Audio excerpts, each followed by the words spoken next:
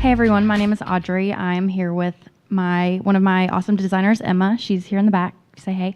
I am with South Park Interiors. We are a commercial interior design firm based out of Charlotte, North Carolina, and we design commercial spaces for mainly student housing, hospitality, and multifamily projects. We have delivered over 200 properties across the country, and we look forward to delivering more this summer. We recently launched an e-commerce division of our company called We Are Stellar Designs. And simply put, We Are Stellar Designs is an e-commerce design boutique for your small space, home, or apartment. And we're dedicated to offering on-trend, fabulous designs that are both practical and creative. We are also really excited about this new e-commerce division as a great leasing tool for you all to use as a way to have a new and fun in-unit amenity at your property and give you exciting ways to help lease up and provide incentives for your students. Our first speaker today is Willie Butler. His title is Training Developer at Asset Living, but he is also the author of an upcoming book called Releasing, a counterintuitive approach to apartment leasing. He'll be giving you all a glimpse into the book with his presentation on the paradox of the box. So please welcome Willie Butler. First and foremost, thank you, Wes.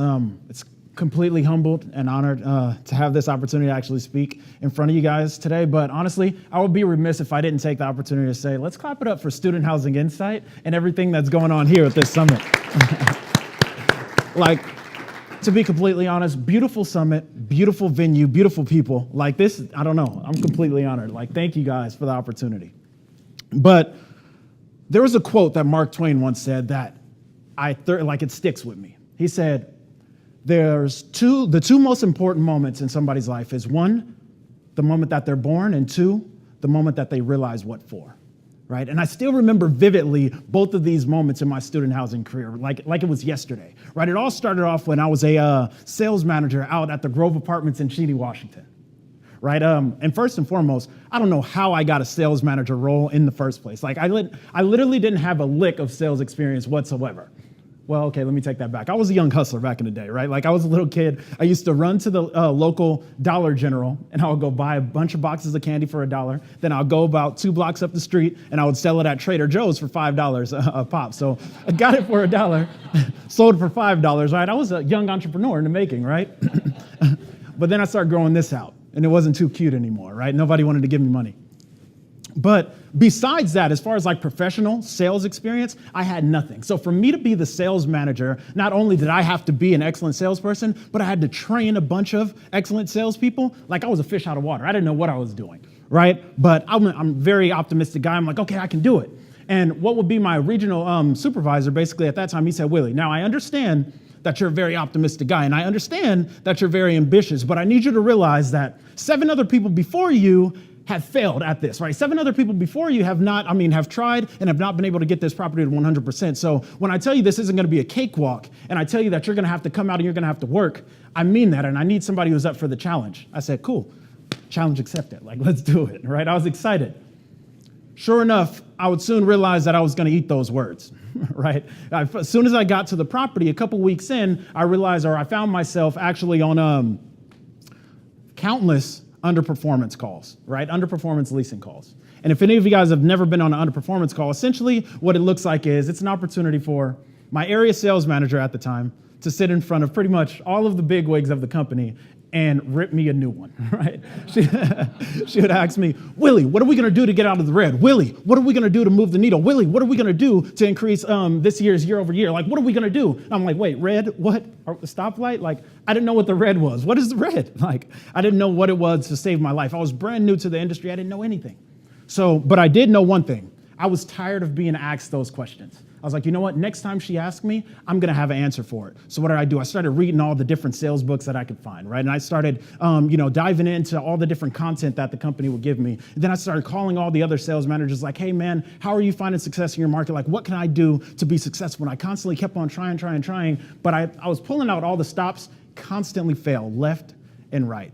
Failure after failure after failure.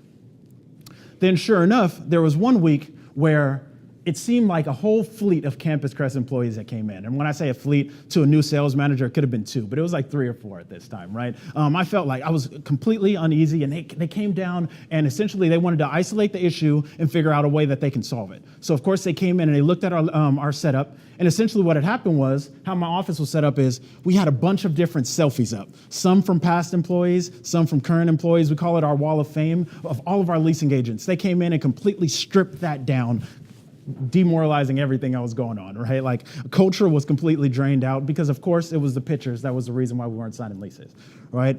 And then on top of that, they completely reconstructed our office. And if the horse wasn't already down enough, basically my area sales manager, she took me in the back office and she set me down. And to paraphrase the conversation, she said, Willie, if you don't want to do your job and if you don't want to do it well, then I'll find somebody who can. It's like, all right. In that moment, I had a decision to make. I said, I can either tail you off and give you a piece of my mind, right? Or I can stay quiet, stay humble, and stay employed. Luckily, I chose the latter, right? I stayed quiet. But sure enough, the moment that she left, right, I started talking again, full Debo mode. When she was there, wasn't talking. When she left, I was talking again, right? And then as soon as she left, I got on my phone and I started texting. I started texting one of my really close friends who was a roving sales manager for the same company, and I started texting. I was like, you know what? If she wants to fire me, cool.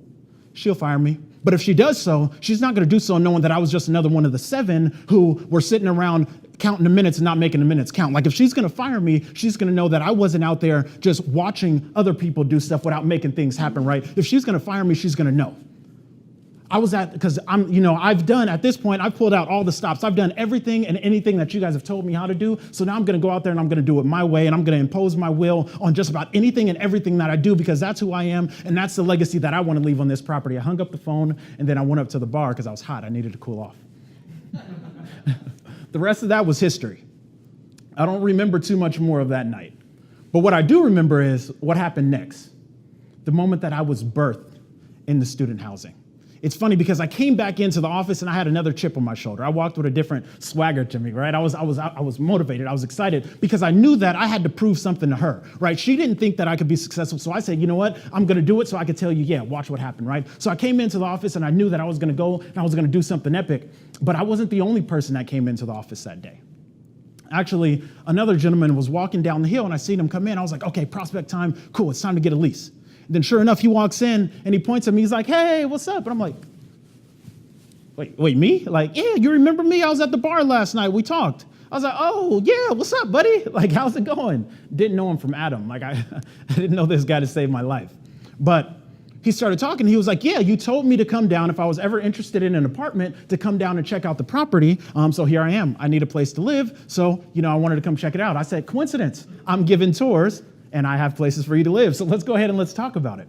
So then sure enough, he and I, we sit down, and this was probably the most unorthodox tour I've ever given in my life. When I tell you guys, we just completely broed out for like 30 minutes, like that's exactly what we did, right? We got to talking, we were talking about all the drunken fiascos from the night before, and like all the pretty attractive ladies that were out by the pool, and I was like, man, it's not even 2 o'clock yet, brother, like wait till the sun comes out, like you like it now.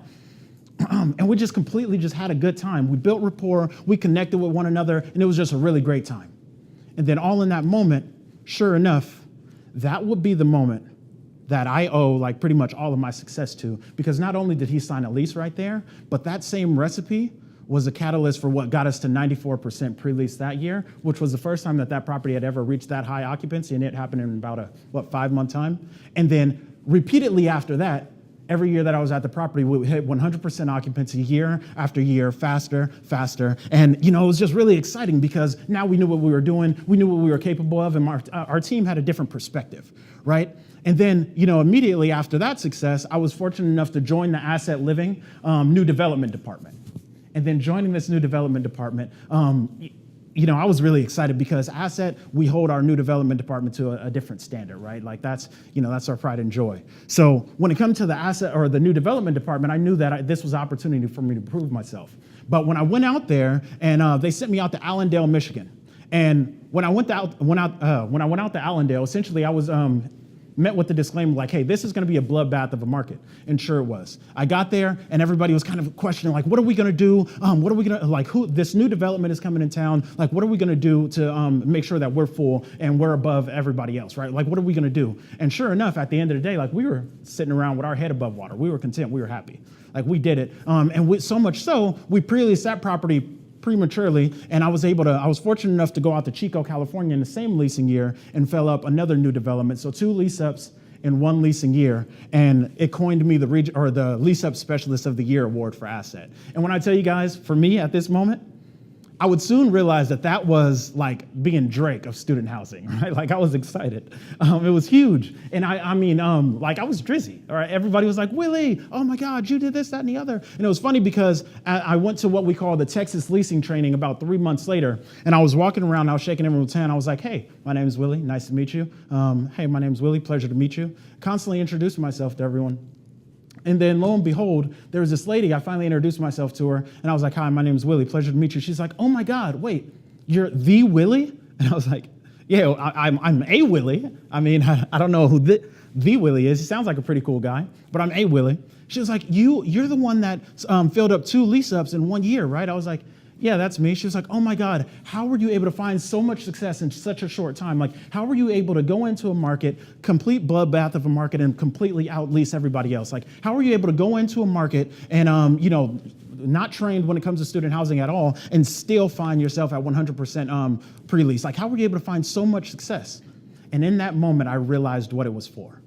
I was like, this information was not mine and mine alone, right? I'm the broker and I'm supposed to be able to transfer this information and help other aspiring managers reach their full potential. Like I'm not supposed to just sit on this and hoard it, right? This is my opportunity to hold on to it and give it to other people. But the cool thing about it is all at once and every single moment that I had the opportunity to go out there and reach people, I felt like I had the opportunity to really impact their lives. And every single person that I reached, it's like, okay, this information's not mine. I'm gonna go ahead and I'm gonna give it to you guys. So here we are. And that was the moment that I realized everything that I was supposed to do in student housing. And it's funny, I say that, and to answer her question, like, Willie, how were you so successful? I'll tell her very similar to what I wanna implore upon you guys, right? And the question was, how was I able to find such success? I told her, like, I don't want the numbers to impress you. More so, I want to impress upon you that if you change your mindset, you'll change your lifestyle. And if you change your lifestyle, not only will your habits change, not only will your disciplines and your expectations change, not only will your goals change, but your leasing velocity will follow suit if you change your mind. And that's essentially what I want to go to. Wes, if you can go to the next one. I want to dive into how we can change our mind and how we think about leasing. And it's when I say how we think about leasing, it's what I call the 4 Ps of leasing. So essentially what I'm talking about is 4 major pillars that really go into anything and everything that we do. Now, I know here we're at the Ideas Conference, and essentially what we want to do is talk about out-of-the-box ideas that can really shape the student housing industry. And I promise I'm going to get there in just a moment. But first, I want to talk about the box itself. Before we go outside of the box, I want to talk about the box. So with the first P that I want to talk about, it's going to be perspective. So I'm a firm believer that your perspective can be your passport or your prison to just about anything that you do. See, one of my favorite motivators, he says, the way that you view the things that you do will dictate the way that you do the things that you do. So your perspective is your driving force and your motivating force for literally everything that you do. So my question is, who do we have doing what they're doing on our sites, right? Who do we have on our team? And what is their perspective? What do they believe? What is their attitude towards your product? Like, do they believe that you guys can be successful? And if the question is anything less, if the answer is anything less than an undoubtable yes, my question to you is, what are we doing to get the right people? Because we all know that anybody, no matter how hard you work, no matter how talented you are, you can't outwork a bad attitude. So with that being said, if somebody has a bad attitude and they're constantly being cancer to you guys' productivity and cancer to your vision, then it's time to play chemo. Let's get those guys out of there and let's find the right people that can invest in your vision and go out there and really hit it home with you guys, right? And that's our perspective. That's the vision that we're holding home. Now, when I say my second P, it's actually going to be perception, right? So perspective is what we hold in internally. Now, perception, that's the external vision. Right, that's what people perceive us. And what I've learned in student housing is When it comes to perception, perception is reality. And in this reality, your perception is being perceived far before people actually come down and take a look at your property, and far before they actually contact you through a web form, and far before they get on the phone and talk to you, right? Your perception is being casted literally before they even look at you guys or talk to you guys, right? And because there's this new technology out, can't remember what it's called. Oh yeah, it's called Google. Anybody in here use Google, right? Google, right? Anybody raise your hand if you use Google. Absolutely, right? We've probably used it a couple times since I've been talking, right? Like everybody uses Google. And to be completely honest, there's studies that show that 90% of people, before they make any major purchase, they go to Google before they actually go out and make that purchase, right? So 90% of people have the opportunity to prejudge you far before you actually go out there and have the opportunity to associate any value to your property. So if 90% of people are prejudging you first, what does our digital curb appeal look like? We know what our physical curb appeal looks like. You know how our lawn looks, and the amount of flutter flags that we have, and some of the eye-catchy stuff that's really bringing people in. But what does our digital curb appeal look like? And that's my question to you guys. If we don't care about the way that people are perceiving our property, then I don't care how much you work, how hard you work on marketing, and how much you want to go out there and do co-vending relationships. Like, if you don't put in the effort to make yourself look good digitally, I don't care what you say, we're not going to drive that traffic. I think there's studies that show that just about 77%, like I'm a very big movie guy, right? And every time that I want to go watch a movie, no matter how amazing the trailer is, what I do is, the very first thing that I do is I go to Rotten Tomato. And if there's any movie that's less than about a 70%, I'm like, do I really want to waste about 2.5 hours of my life? That's a lot of time. Like, I don't want to waste that. Or say, for example, I'm in Cape Canaveral, Florida, and I'm hungry, and I want to go out to eat, right? And I go on Google and I look for a place. And it's like, anything less than about a 4 point, like I'm too hungry to settle for mediocrity. That's the same conversation that people are having with your properties. There's a study that shows about 77% of people, when they look at your property, if they see anything less than a 3.5 star rating, they're like, should I really go look at this property? Or maybe I should go look elsewhere, right? So that's like every single time, like if we're not investing in our digital footprint, then we're constantly losing traffic left and right. Which brings me to my next point, and it's promotion. So promotion, I don't necessarily mean the rates that we're throwing out there, nor do I necessarily mean, the different concessions that we're giving or the different incentives, all the specials, right? I'm talking about the way that we brand our property, right? There's this ongoing idiom that everybody knows, right? It's not necessarily what you know, it's who you know. But I want to go ahead and amend that. It's not necessarily what you know, nor is it who you know, but it's who knows what you know. And if you know that your property is hands down the best in the market, and you know that you have the most value when it comes to your amenities, and you know that you have the best customer service and customer solutions, right? What good is it if you know all of those things, but nobody else does? Right? Now, I just talked about digital, and I just talked about how 90% of people go to Google before just about anything else. So I'm not going to spend too much time talking about digital here, but I do want to leave this on the table. It's 2019. And if we're not investing in PPC, SEO, and we have to really convince our asset managers that investing in digital is the way to success, then honestly, I don't think they want to be successful. Right? We have to pour money into digital. But outside of that, what I want to spend my time talking about is outreach marketing. See, outreach marketing is single-handedly one of the most important things that we can do on just about any given market. But very often, it's one of the things that we put by the wayside constantly because, we live in a world where it's like, hey, we're dealing with Gen Z, and hey, we're dealing with millennials, and, they want their information instantaneous and through their phone and through social media. The fact of the matter is, like, we're dealing with people still. Right? And yes, outreach marketing may be something that's harder because we spend so much time on our phone or in our phones than on our phones, and we spend more time on social media than socializing, right? Yes, it may be a little bit more difficult, but honestly, the way that you convey your message, and it's not necessarily what you say, it's how you say it. Like if you go up to somebody and say, hey, will you take my flyer? No, they're not going to take your flyer. Honestly, would you take your flyer? Absolutely not, right? But if you're excited and you're energetic and you're enthusiastic about everything that your property has to offer, then yes, they're going to take your flyer and they're going to be excited and enthusiastic to go down and see what you're talking about because you channeled that energy. So it comes down to how we're actually out there branding our property and who we have out there doing it. And last but not least, the one that I want to talk about is people. Now, single most important is people, because at the end of the day, the X factor is always people. I can't say this enough, you guys, people. right? And it kind of reminds me of a story when I was out on my third new dev, on my third lease up. And essentially, like we hit the market and we started going crazy. We started signing a ton of leases left and right. And sure enough, I got on the asset call, and the asset manager was like, wow, we thought that this was going to be a late market, but it turns out that this is actually an early market. Like, man, we got to keep it going. Like, what are we going to do to keep it going? And I kind of laughed. I'm like, I didn't laugh at the idea. Like, I'm not naive to the idea that we do have some markets that lease up earlier than others. Nor am I naive at the idea that there's some markets that lease up faster. Later than others, right? I know about the late market and the early market idea. But what I don't like is when we utilize the late market and the early market idea as a justification for our limitations. Like, that's the reason why we can't sign leases. At the end of the day, when we think about it, we're not leasing to a market.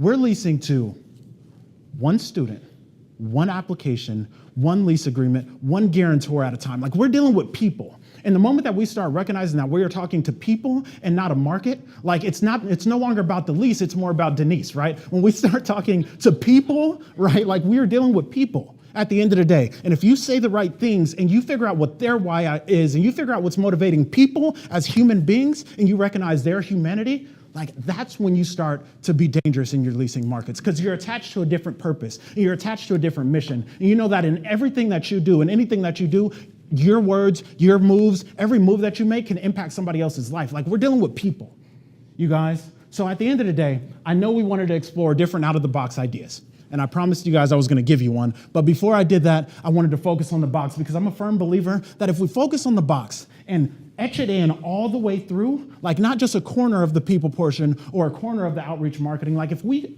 etch in all four corners of the box, then very little more is necessary. But if you need it more, I'll go ahead and give it to you. Right here, this is it. Bruce Lee once said, I don't fear a man that knows 10,000 kicks and throws them once. He says, I fear a man that knows one kick and throws it 10,000 times. So here's your one kick that I want you to throw 10,000 times. Here's the idea. Care. Let's care about the perspective that our people on site have and that they're executing on every single tour that they're given. Let's care about the perception that people are having when they're actually looking at our property digitally and look at our digital footprint. Let's care about the way that we're out branding our property and the message that we're conveying when we're out there doing it. And last but not least, certainly not least, let's care about the people in which we're in service to because we are in the people's business. And the moment that you start caring a little bit more about everything that you do, and the moment that you impose your will on the things that you do is the moment that you're going to be born into this industry. Now, what I'm most excited about is when I get to have you guys a seat and you guys are up here telling me the very reason why. That's my time, you guys. Thank you.